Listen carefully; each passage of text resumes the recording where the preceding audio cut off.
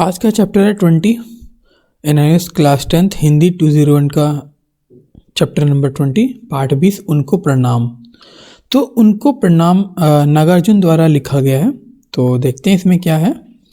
आपने अपने आसपास ऐसे लोगों को देखा होगा जिन्होंने अपने जीवन में भरपूर साहस और हौसले के साथ अथक प्रयास और संघर्ष किए, बहुत ज़्यादा प्रयास और संघर्ष किए, लेकिन किन्हीं कारणों से वे अपने लक्ष्य को प्राप्त नहीं कर सके।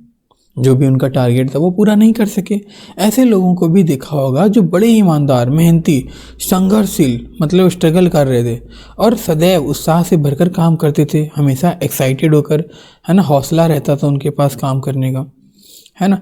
जरूरी नहीं कि ये लोग बहुत धनवान या सुविधा संपन्न ही हों, जरूरी नहीं कि बहुत पैसे वाले हो जाएं या इनके पास सारी चीज़ें हों, आराम की सारी चीज़ें हों, बल्कि कई बार तो लोगों को मामूली सुविधाओं का भी अभाव झेलना पड़ता है।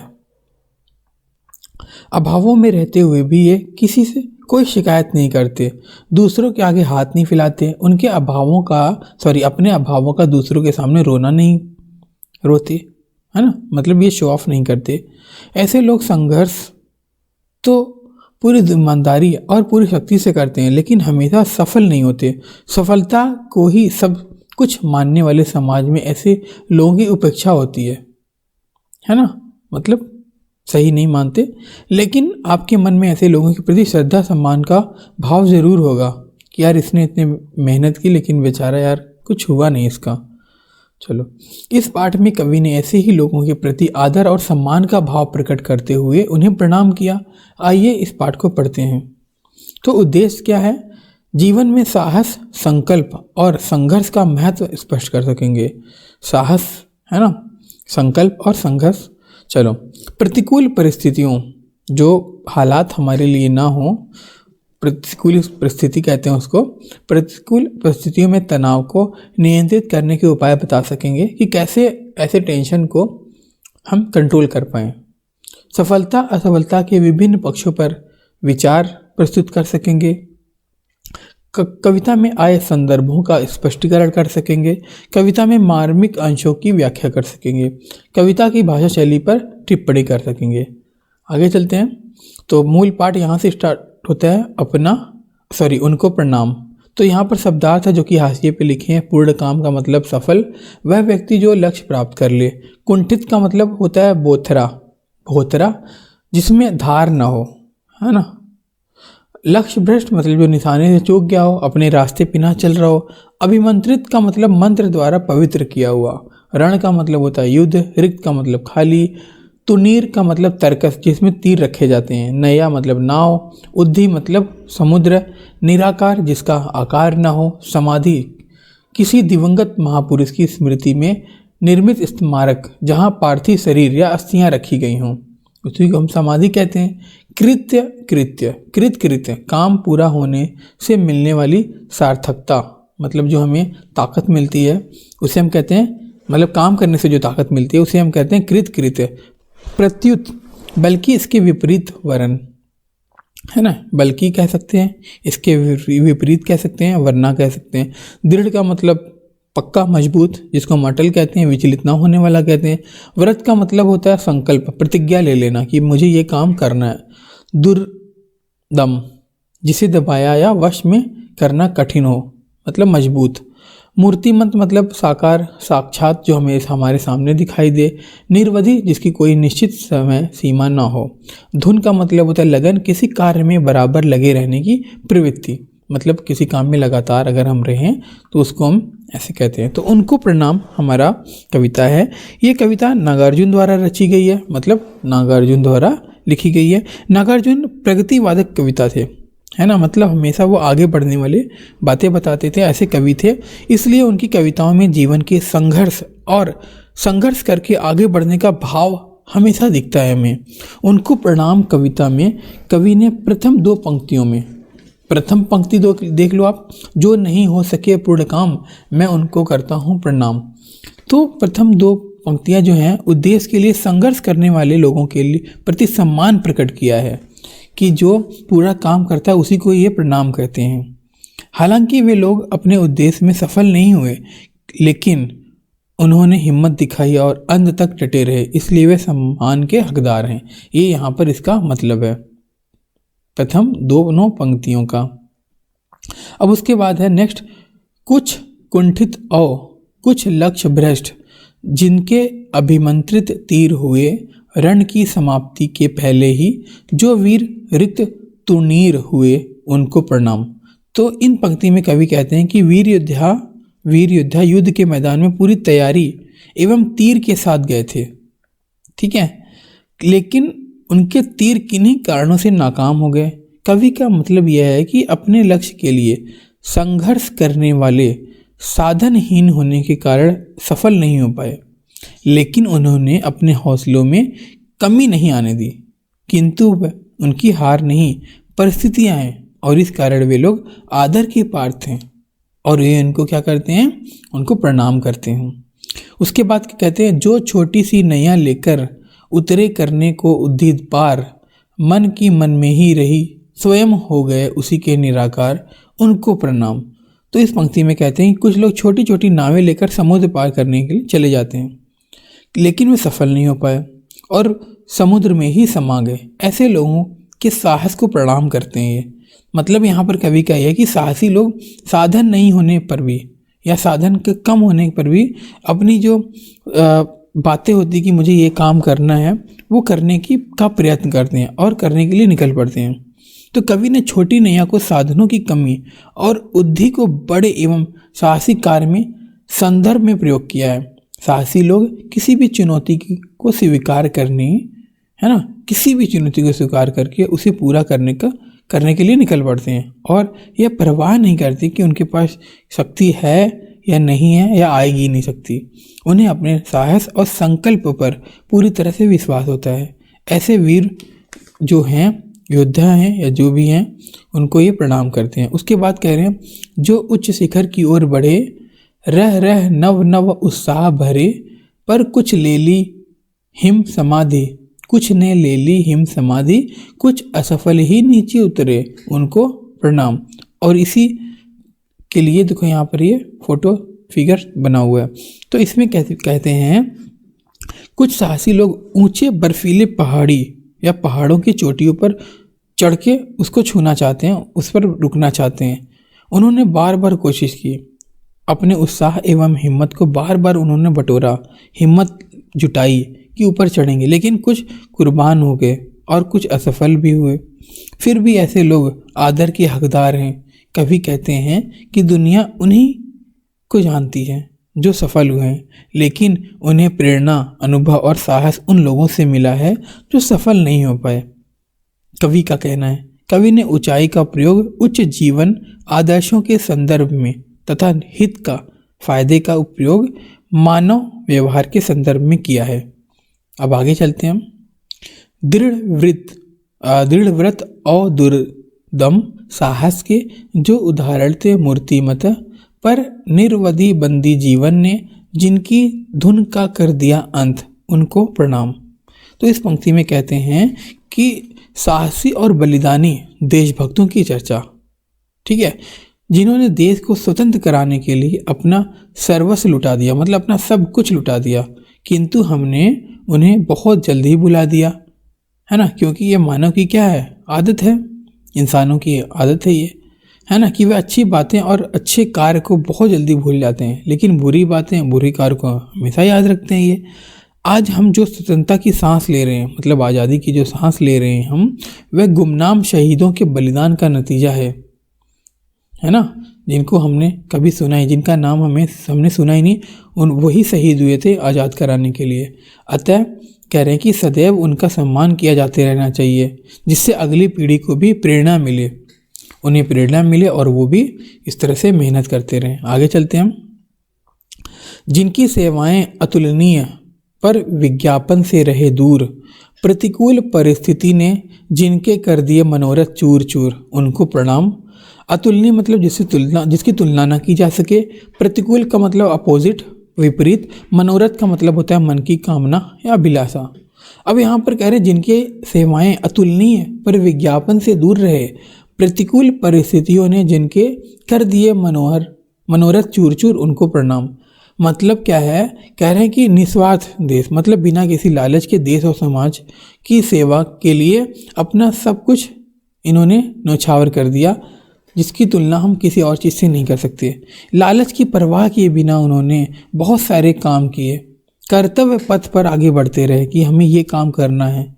उन्होंने कभी भी यश की कामना नहीं की।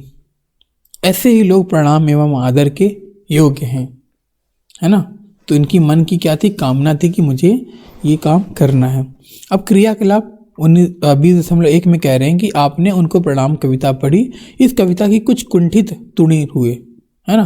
पंक्ति को फिर से पढ़िए, तो आप पढ़ सकते हो वीडियो को बैक करके।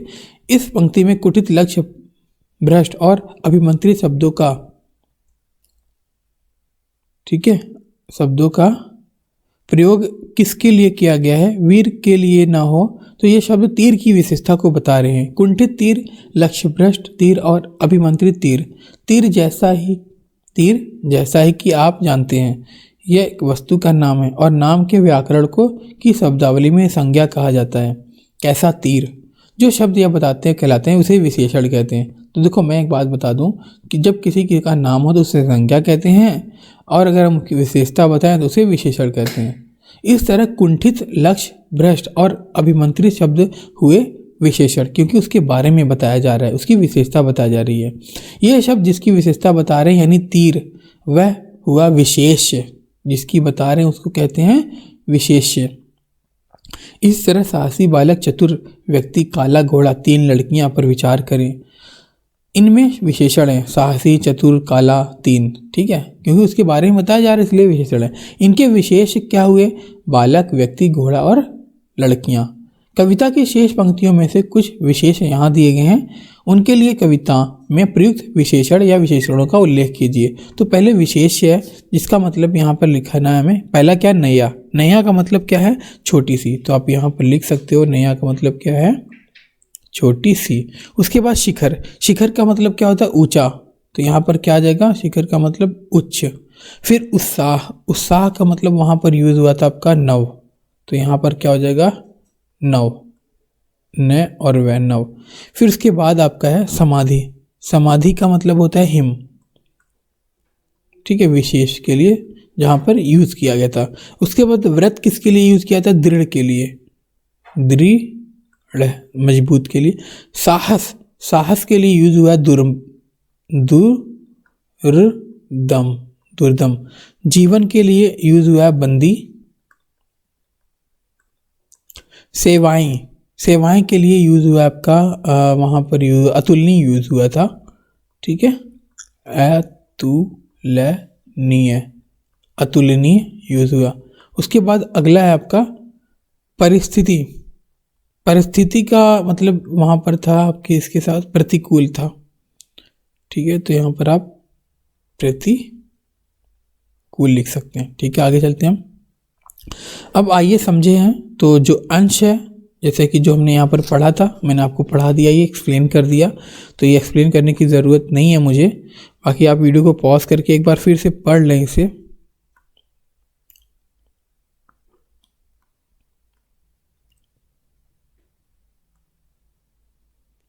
ठीक है, अंश 2 है यहाँ से, जो कि मैं आपको एक्सप्लेन कर चुका हूँ।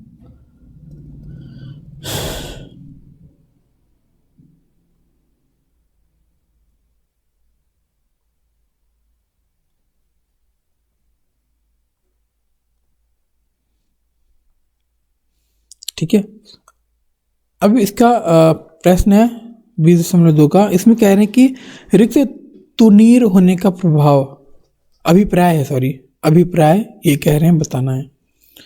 तो आप बताएं इसका। पहला क्या है, अनुभवहीनता, ठीक है। दूसरा है उल्टित होना, विफल होना, साधन की कमी। तो यहाँ पर क्या है, आपका सही है, साधन की कमी। कविता में लक्ष्य भ्रष्ट प्रयुक्त हुआ है, किसके लिए यूज हुआ है, तीर के लिए यूज हुआ था, ठीक है। आगे चलते हैं हम। निराकार शब्द का प्रयोग किसके लिए यूज किया था, क्या अर्थ है निराकार का यहाँ पर, तो विलीन हो जाना है, ठीक है। तो यहाँ पर निराकार का मतलब क्या हो जाएगा, विलीन हो जाना। छोटी सी नैया कविता में आशय है, तो क्या है यहाँ पर, इसका मतलब इच्छा ना होना। अब अंश 3 आप पढ़ सकते हैं, मैंने आपको एक्सप्लेन कर रखा है। यहाँ से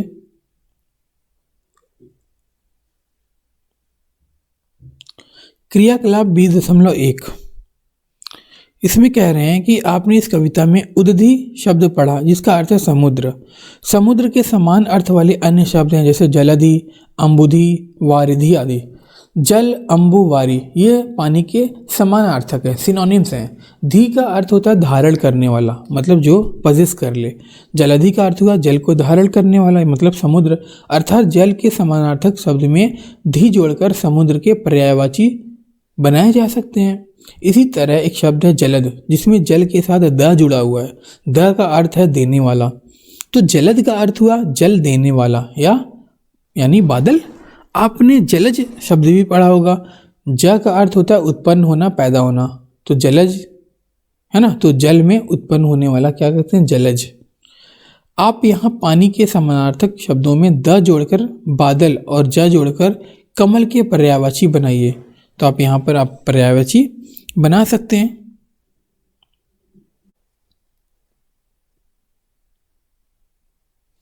तो यहाँ पर क्या हो जाएगा आपका जलज तो है ही, आप पंकज बोल सकते हो, ठीक है, नीरज बोल सकते हो, और अगला आपका वारिज बोल सकते हो। अच्छा, उसके बाद अम्बुज होता है, अम्बुज भी बोल सकते हो, ठीक है। उसके बाद एक होता है तोयज, तो आप तोयज भी बोल सकते हो। आगे चलते हैं हम, ठीक है। अंश 4 जो कि यहाँ इसको हम पढ़ चुके हैं, तो वीडियो को पॉज करके पढ़ लीजिए। अब यहाँ तक पढ़ लीजिए, टूटे नहीं है तक। उसके बाद दुर्दम का पढ़ लीजिए। आगे चलते हैं।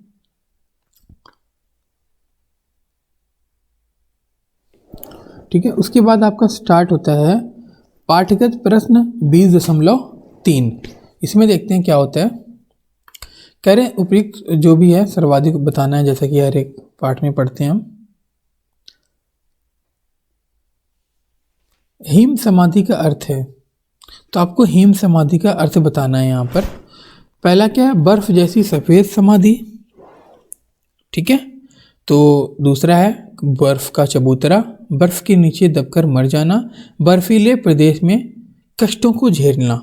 तो यहाँ पर आपका घ वाला सही है, बर्फीले प्रदेश में कष्टों को झेलना। कवि सफलता से अधिक महत्व किसे देता है, तो वो प्रसिद्धि को देता है, या प्रयत्नों को देता है, या बाधाओं को देता है, या असफलताओं को देता है। तो आपने देखा वो प्रयत्नों को देता है, ठीक है। बाकी सारे गलत हो गए। प्रयत्न जो कोशिश की है उसको देता है। फिर उसके बाद तीसरा है, यह दुनिया किन्हें भूल गई है, प्रसिद्ध स्वतंत्रता सेनानियों को, ठीक है, स्वतंत्रता आंदोलन को दबाने वाले को, फांसी पर चढ़े अनाम लोगों को, कुछ दिन पहले की घटनाओं को। तो घ आपका सही है, कुछ दिन पहले की घटनाओं को। कौन सा विशेषण साहस के लिए ठीक नहीं है, पहला अपूर्व, दुर्दम, दृढ़ और असीम। तो दृढ़ सही नहीं है। चलो आगे चलते हैं हम। अंश 5 जो कि हम एक्सप्लेन मतलब आप पढ़ चुके हो, मैंने आपको पढ़ाया था अभी, इसका एक्सप्लेनेशन है। बाकी आप वीडियो को पॉज करके पढ़ें यहाँ से नहीं छपा तक। उसके बाद आप जानते होंगे से लेकर समाज आगे बढ़ता है। उसके बाद टिप्पणी देखते हैं। दो शब्दों के बीच अंतर को समझें। वे शब्द है सफलता और सार्थकता। इनके बारे में आप नाखून क्यों पढ़ते हैं, पाठ में भी पढ़ चुके हैं। सफलता व्यक्तिगत या निजी भी हो सकती है, पर सार्थकता सामाजिक होती है। वही कार्य या व्यक्ति सार्थक है जो समाज के भले के लिए हो। कविता के अंतिम में अंश में कवि ने सार्थक प्रयासों को प्रणाम किया है। तो क्रियाकलाप 20.2 में कह रहे हैं, कभी कभी आपको लगा होगा कि किसी कार्य के पूर्ण हो जाने पर सफलता का श्रेय उन लोगों को नहीं मिल पाता जिन्हें मिलना चाहिए। ऐसा क्यों होता है, किन्हीं दो कारणों के माध्यम से उल्लेख कीजिए, ठीक है। तो उल्लेख करना है तो आप उल्लेख कर सकते हैं, बाकी मैं आपको यहाँ पर इसका आंसर लिख देता हूँ। तो यहाँ पर इसका आंसर देख सकते हैं हम। प्रत्येक क्षेत्र में कुछ ऐसे काम होते हैं जिनमें अनेक लोग पूरी ईमानदारी से मेहनत से काम करते हैं। ठीक है, तो इस तरह से आप यहाँ पर इसका आंसर लिख सकते हैं। ठीक है, चलते हैं अपनी बुक में। भाव सौंदर्य, आपने उनको प्रणाम कविता को पढ़ लिया और समझ लिया है। आपने यह भी जान लिया कि कवि उन लोगों के प्रति सम्मान व्यक्त कर रहा है जो नींव की ईंटों की तरह हैं। नींव जो आप पिलर या बिल्डिंग बनाते हो तो उसकी जो नीचे ईंट रहती है उसको हम नींव कहते हैं। तो नींव की ईंटों की तरह है जिनके ऊपर पूरी इमारत टिकी होती है। ये लोग कंगूरों की भांति सबको दिखाई नहीं देते, है ना, कंगूर दिखाई नहीं देते। इसी तरह से आम आदमी उन कंगूरों को देखता है और सराहता है, लेकिन उसका ध्यान उन ईंटों की ओर नहीं जाता जो नींव में दबी हैं। कवि ने इन्हीं ईंटों को महत्व दिया है जो पूरी ईमानदारी से वजन को बर्दाश्त किए हैं। तो बेसिक सी बातें हैं जो कि हमने पहले पढ़ रखा है। ठीक है, कह रहे हैं कि आम धारणा यह है कि नायक वे ही होते हैं जो कामयाब होते हैं। ठीक है, तो इसे आप पॉज करके पढ़ लें तो ज़्यादा बेहतर होगा।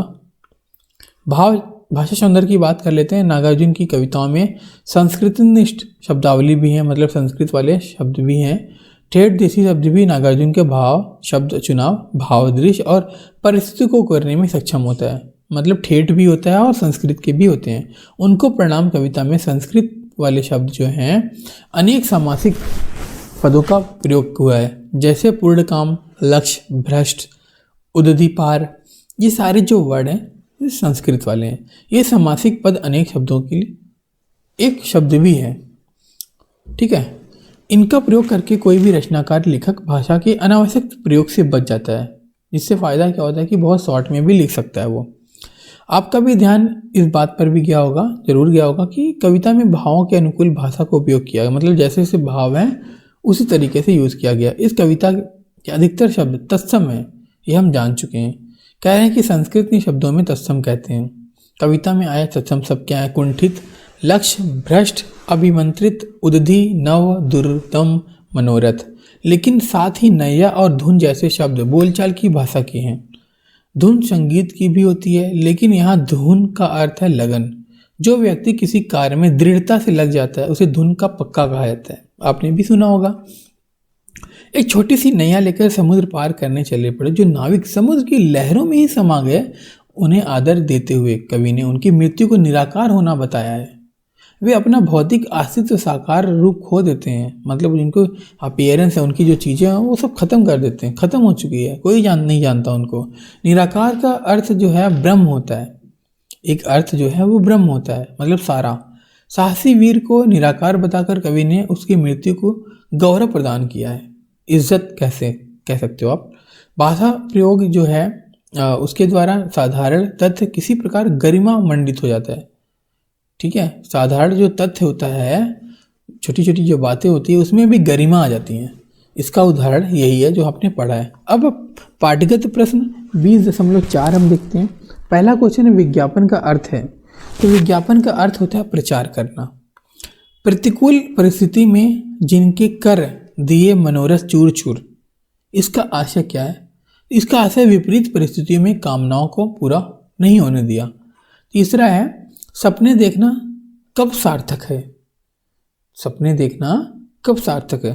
तो जब उनके लिए प्रयास किए जाएं तो वो सार्थक है। ठीक है, तो ग वाला सही है। आगे चलते हैं हम। आपने क्या सीखा? जीवन में सफलता से अधिक महत्व प्रयत्न और संघर्ष का होता है। मतलब जब आप कुछ सीख रहे हो, जब आप स्ट्रगल कर रहे हो तो वो ज़्यादा वैल्यू है। जब आप उस पोजीशन पर पहुंच गए जिसके लिए मेहनत कर रहे हो तो आप रिलैक्स हो जाते, कुछ नया नहीं सीखते, तो वो कोई ज़िंदगी नहीं है। तो इसीलिए कह रहे हैं जीवन में सफलता से अधिक जो है प्रयत्न और संघर्ष का महत्व दिया जाता है। जिन लोगों ने देश और समाज के पक्ष में संघर्ष किया है उनके संघर्ष का सम्मान किया जाना चाहिए। हमारी उपलब्धियों के पीछे असंख्य अनाम लोगों का योगदान है। भारत की आज़ादी में ही देख लो आप। कह रहे हैं उनका जीवन भले ही सफल ना कहा जाए पर सार्थक जरूर कहा जाएगा, क्योंकि हमारी उपलब्धियों के पीछे उनके संघर्ष का बड़ा योगदान होता है। सफलता व्यक्तिगत भी हो सकती है, मतलब पर्सनल भी हो सकती है, लेकिन सार्थक तभी है जब ज़्यादा से ज़्यादा लोगों के भले के लिए हो।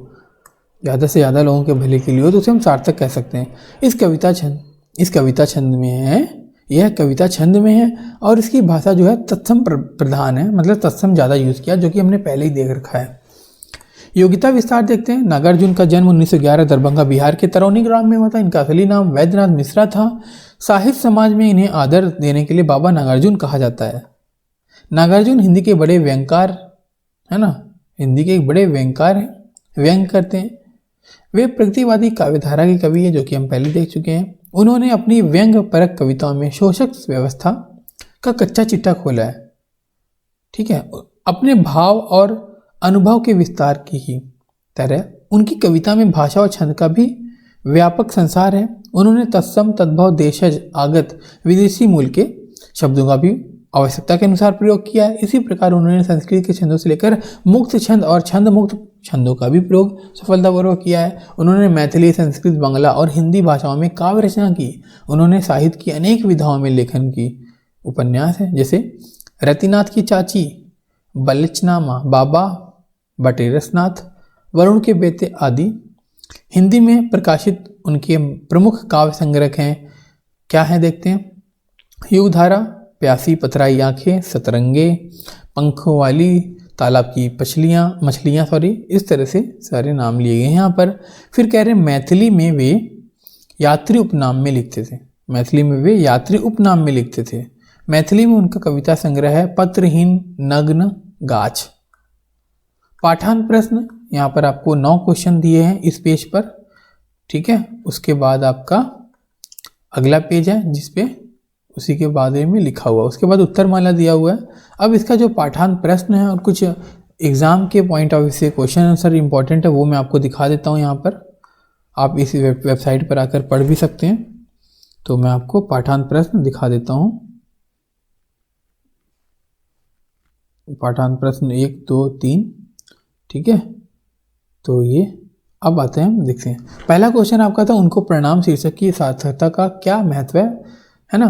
तो क्या आप इस शीर्षक से सहमत हैं, क्यों, तर्क सहित उत्तर देना है आपको। तो यहाँ से आप उत्तर लिख सकते हैं, उनको से लेकर कि उन तक। उसके बाद ऊपर चलते हैं हम। हाँ, लोगों की क्या खास बात है से लेकर पूर्णतः निरर्थक है। उसके बाद प्रश्न 2 है, कवि हर पद के अंत में उनको प्रणाम क्यों कहता है। तो आप यहाँ से पढ़ सकते हैं, कवि के ने प्रत्येक पद में परिश्रमी, साहसी और संघर्ष करने वाले को वर्णन किया गया है। वहाँ से लेकर अंत तक संघर्ष करते रहो। प्रश्न 3 है, कविता का मूल भाव क्या है। तो आप यहाँ से इसका आंसर लिख सकते हैं, कविता का मूल भाव से लेकर प्रशस्त करता है। उसके बाद इसी कारण कवि ने लेकर सम्मान के अधिकारी हैं। प्रश्न 4 है, उद्धति पार करने से कवि का क्या आशय है। उद्धति का पार मतलब सागर है, उद्धति का जो है वो सागर होता है। जूझना पड़ता है और साधन, उसके बाद वह शक्ति कम होने से लेकर समान माना है। प्रश्न 5 है, कवि इस कविता में किन लोगों के प्रति आदर का भाव प्रकट करता है। तो आप यहाँ से इसका आंसर देख लीजिए। फिर 6 क्वेश्चन में है, जो छोटी सी नैया लेकर उतरे करने को उद्धति पार, इन पंक्ति का स्पष्ट है ना, आशय स्पष्ट करना है। तो यहाँ पर आशय स्पष्ट कर रखा है, आप देख सकते हैं। प्रश्न 7, जिनकी धुन का कर दिया अंत में कवि का क्या आशय है। तो उसका यहाँ पर आंसर लिख सकते हैं हम। 8वां क्वेश्चन है, यदि देशभक्त अपना बलिदान न देते तो आज हमारी क्या स्थिति होती है। तर्क सहित लिखना है आपको। तो भारत सैकड़ों वर्षों तक अंग्रेजों का गुलाम रहा। तो यहाँ से लेकर मालिक का हुक्म मानने के अलावा कोई चारा नहीं होता, न ही हमारा देश तरक्की कर से लेकर, अब यहाँ से आगे से देख लेते हैं हम, पाता और हम सूचना प्रौद्योगिकी युग में न पहुँच पाते से लेकर उनका आदर करना चाहिए। यहाँ आपका आंसर खत्म। उसके बाद प्रश्न 9 आ गया, निम्नलिखित कविता को ध्यानपूर्वक पढ़िए और पूछे गए प्रश्नों का उत्तर लिखना है। तो यहाँ पर आप कविता को पढ़िए, आपकी बुक में भी है, और प्रश्न उसका यहाँ पर अंग तक है। तो कै का आंसर मतलब कै का उत्तर, कै ख का उत्तर, फिर ग का उत्तर विजय और भाग के लिए, उसके बाद घ का उत्तर यहाँ हो गया। फिर उसके बाद है परीक्षा उपयोगी कुछ महत्वपूर्ण प्रश्न, आप यहाँ से देख सकते हैं। उनको प्रणाम कविता के भाषा सौंदर्य को स्पष्ट कीजिए।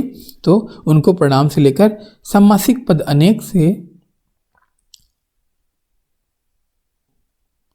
पाता और हम अच्छा यहाँ से आपका है, हाँ, अनेक से लेकर शब्द के लिए एक भी शब्द है, और लास्ट में कहाँ तक खत्म हो रहा है, गौरव प्रदान किया है। ठीक है, तो ये आपका चैप्टर इतना सा ही था, खत्म हो गया। फिर मिलेंगे नेक्स्ट चैप्टर में।